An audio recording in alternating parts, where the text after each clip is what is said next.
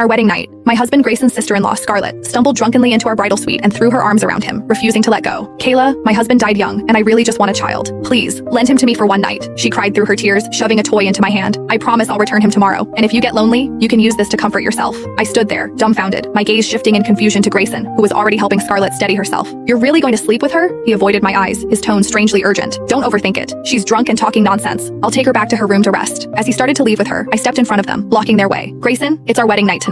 Are you seriously going to walk out with her? His expression darkened as he pushed me aside. You're my wife now. Try to be more sensible. Don't get jealous over something so trivial. Then carefully, he guided her out of the room. I wanted to run after him and stop them, but when I saw the deep concern in his eyes as he looked at her, the truth finally hit me. The love this man had for me was no longer mine alone. And if that was the case, why should I cling to a marriage that had already soured? I might as well walk away with my head held high. With a look of utter disgust, I tossed the toy straight into the trash, seething with anger. Grayson and I are husband and wife. Are you trying to curse our sex life by giving me this ridiculous thing? Scarlett quickly shook her head, tears streaming down her face as she stammered innocently. No, Kayla, that's not what I meant. I was just trying to be kind. I snorted dismissively. Kind? Please. Anyone watching would think I'm so starved for love that I need a toy like this to satisfy myself. Let's be real. You're the one feeling lonely and desperate, so you're looking for a man to fill that void. My words made Grayson's expression grim. Kayla, enough. Don't talk nonsense, he snapped, his voice sharp with anger. Then, in a tone that brooked no argument, he ordered, apologize to Scarlett. I stared at him, incredulous. And why exactly should I? His face darkened further, his tone turning icy. Scarlett was drunk and said things she didn't mean. Why do you have to make a big deal out of everything? If you don't like what she gave you, you could have just returned it. Throwing it away is disrespectful. You're being petty, Kayla. I almost laughed from sheer disbelief. I was his wife, yet every word out of his mouth was in defense of Scarlett. Whenever I tried to warn him to keep some distance, he would brush me off and call me jealous. Once, a friend even pulled me aside, saying people were starting to talk about how close they seemed. So I told them, right to their faces, to stop being so affectionate in public, or people would think something improper was going on between them. Scarlett had only cried pitifully, acting wronged, and Grayson had immediately turned on me. He accused me of spreading rumors and ruining her reputation. He always took her side, scolding me for being narrow-minded and dirty-minded. My brother asked me to take care of Scarlett before he passed away, he said coldly. I gave him my word, so of course I'll be good to her. You, on the other hand, really need to clean up your thoughts. Every time his words hit me hard, I'd tell myself maybe I was overthinking it. So over the years, the person who spent the most time by his side wasn't me, it was her. Scarlett always looked so lonely, so pitiful, but I knew better. Behind that fragile facade,